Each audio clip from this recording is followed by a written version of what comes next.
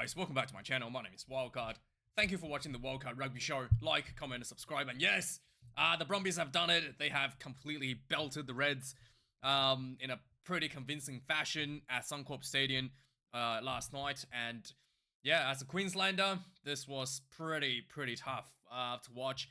It was a bit of slippery conditions, a bit greasy out there, but the Brumbies just didn't really look like the conditions affected them at all, whereas the Reds were having lots of handling errors, and I think overall this was a really big statement from the Brumbies, a statement of intent, a statement of changing I guess team culture, maybe a bit of a mindset. The Brumbies did not just milk penalties and try to kick 3 points at all this game. I just asserted the dominance from start to finish. Regardless of what was happening, like they were behind on the scoreboard early in the game, and if this was Brumbies in previous years, they would have just been like, yeah, we'll take a 3 point, just try to make the scoreboard look a little bit better for ourselves. Nope, they went for the line out. They were down 2 tries at one point. They went for the line outs and backed themselves on their clinical set piece, and then yeah, just had a few tricks up their sleeves as well. Robbie Vanatini crushing, running into the 10 channel, crushing over some of the smaller Reds backs, and then getting themselves through for a very dominant and impressive performance by the Brumbies. Now, in addition to that, the change in mental, I guess, a shift in the mental attitude of the Brumbies, they also came out more physically than the Reds as well. Defensively, the Brumbies were hungrier with the rush defense. Really good contest at the breakdown from start to finish for the Brumbies, not just like protecting their own breakdown, but challenging the Reds breakdown, flooding the breakdowns almost every time. The lineout disruptions was excellent for the Brumbies as well. Not only that, their own lineouts were just almost, sublime, but the, Nick Frost and his ability, and the rest of the Brumbies team are sort of just disrupt the Reds lineout, was adding a lot more troubles for the Reds throwing. There was a number of lineouts that was disrupted and overthrown as a result of the disruptions from the Brumbies. The maul was just ruthless. I haven't seen this from the Brumbies for maybe a couple of years, probably 2-3 years now, since, before the Rugby World Cup, maybe, probably even longer than that, where Brumbies used to be just scoring tries almost, 100% of the times from the rolling mauls. We're starting to get a feel of that ruthlessness of Brumbies back in this team. I think, the Canberra faithfuls will be really nostalgic and giddy about watching some of these more tries from the Brumbies.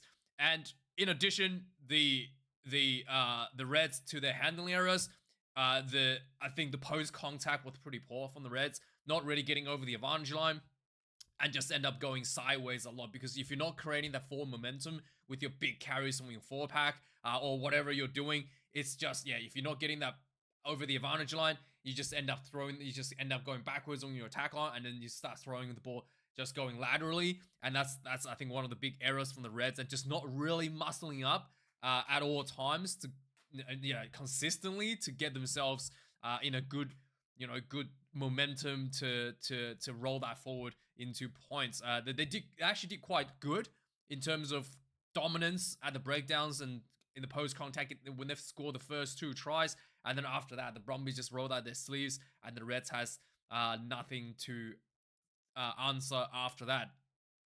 Lenny Kazal had a bit of head injury early in the game, got knocked out, caught himself on the side of the hip and in a tackle, and that's just what it is. Bit unlucky. Hopefully he's going to be okay. I think he'll be okay. Just probably 14 days break, but he will be.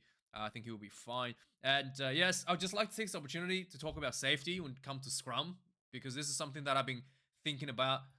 Pretty sure it was Harry Johnson-Holmes last season that kind of got his shoulder hurt in a scrum from his own teammate, essentially pushing through whilst the scrum had collapsed. And I just feel like there was another injury tonight where one of the Waratahs, what was his name? I think, who was it? No Waratahs. The Brumbies, who was it? Blake Shoop got hurt. Looked like he hurt his foot or maybe his shoulder as the scrum was pushed down. He was like upended essentially when the scrum was down, and his teammates just kept on pushing. I think there's something that I saw from a Tom Brady interview actually a while ago, and he talks about not just being like aware of making the not just about making the play. So one of the people are kind of like asking, what do you think is the most important thing that you do as a quarterback for the NFL. And as to everybody's surprise, someone might say, oh, vision, might say, the ability to work with your teammates or something. The most surprising thing he said, like the most surprising thing that nobody was expected. He literally said the most important thing for him is to understand if he's to understand how to protect his own teammates from a play. So he basically said that if he needs to recognize if he throws the ball at somebody, and if that someone is gonna receive the ball the person that receives the ball, if he's at risk of getting injured, he cannot throw that ball. That's something that caught everybody by surprise, and that's something that I think as a rugby, we need, especially when it comes to scrummaging, we need to educate our players with that same mentality. And nowadays as well, people landing on other players' legs, causing leg injuries as well. A lot of that are just like unintentional, but just not because they're unintentional, yes, but because players are not aware that this could cause injuries. It's just I'm just gonna land whatever, it doesn't matter. But if players are becoming more aware of potentially injuring other people with some of these incidences, it would reduce a lot of the injuries as well, especially in the scrum. Probably the most typical example. I'll look at that in a minute. And then just saying, like, these a lot of these injuries are just mindless. Like, not because players wanted to cynically cause an injury, because obviously in this situation, the Brumbies hurt their own teammate, but it's just a lack of awareness of that mental the mental state that you need to be in. I think that's something that needs to be taught to every rugby player, to understand that it's not just about protecting you. It's about both protecting yourself. So sometimes players don't even protect themselves. It's about protecting yourselves, going into a tackle, going into a breakdown, not to put yourself in a position where you could get hurt by somebody landing on your leg, for example. But also, if you're someone who is going to land somewhere, you need to be aware not to land on someone's leg.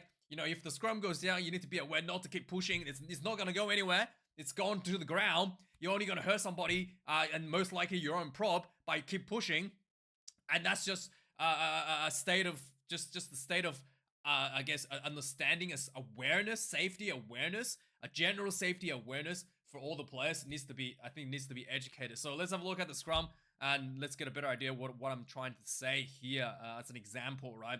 So here, also I think the scrum for Angus Garner probably made a bit of a mistake here. So Alan Alatoa clearly overextended, went down, and Angus Garner, instead of giving the penalty, really should have been a penalty. He's just gone, nah, we're going to reset the scrum. So Garner a bit indecisive here, but this is, again, this is also a problem here, because Garner was saying, hey, stop pushing, and people kept on pushing. That should just be, again, Garner is aware that there could be a safety issue with Alan Alatoa on the ground in an awkward position, and the team should definitely stop pushing. It should be a penalty, especially if the referee tells you to do that. But in addition, even if the referee don't say anything, so immediately after this scrum, Alan Alatoa was replaced. Let's just go through the next scrum.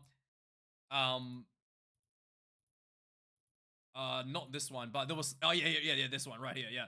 So so the scrum, so the scrum was, the Alan Alatoa was replaced. They repacked the scrum, and the scrum goes down on the far side because the Reds' tight head prop slipped, and the Brumbies just kept on pushing. Like, this is not gonna go anywhere. Like, this is just pure, like, awareness of safety, a lack of awareness of safety. You're not gonna go anywhere. The player's already on the ground. If you have the ball, it's gonna be there. It's not gonna get stolen. If you don't have the ball, it's gone. You're not gonna get it back. The scrum has collapsed. This should just stop pushing, right? And the Brumbies 4-pack just continually rammed forward, causing an injury to their own tight head prop, to Shoop. Blake Shoop getting a shoulder injury. Is it a shoulder injury or a leg injury? But causing an injury as a result. He's down on the ground. He's got a leg injury. So this is what I'm talking about, right? It's not just about making the plays, playing the game. It's about being aware, like Tom Brady was talking about, being aware how, like, the safety risks of what you're doing in terms of, not just protecting yourselves, but in terms of protecting the players around you. And I think that's something that World Rugby needs to take a look at as a result. Anyway, let's move on. Let's talk about the match stats of this game. 4 tries to 6 to the Brumbies, 533 run minutes to the Reds, 320 for the Brumbies. The Reds had plenty of opportunity. So many turnovers conceded by the Reds, 21 to the Brumbies 15, both because of the slippery conditions and the Brumbies' ability to flood the breakdown was really, really excellent. 149 tackles from the Reds, only 9 missed tackles. Really, really good. And the Brumbies scored tries just by rampaging themselves through physically.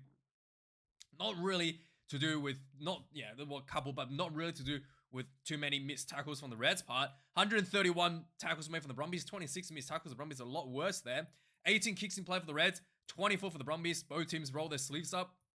1 conversion missed, 3 from the Brumbies overall. 826 kick meters for the Brumbies, 464 for the Reds. Kick from hands. 1 line-out loss for the Reds, but it was a lot worse than that.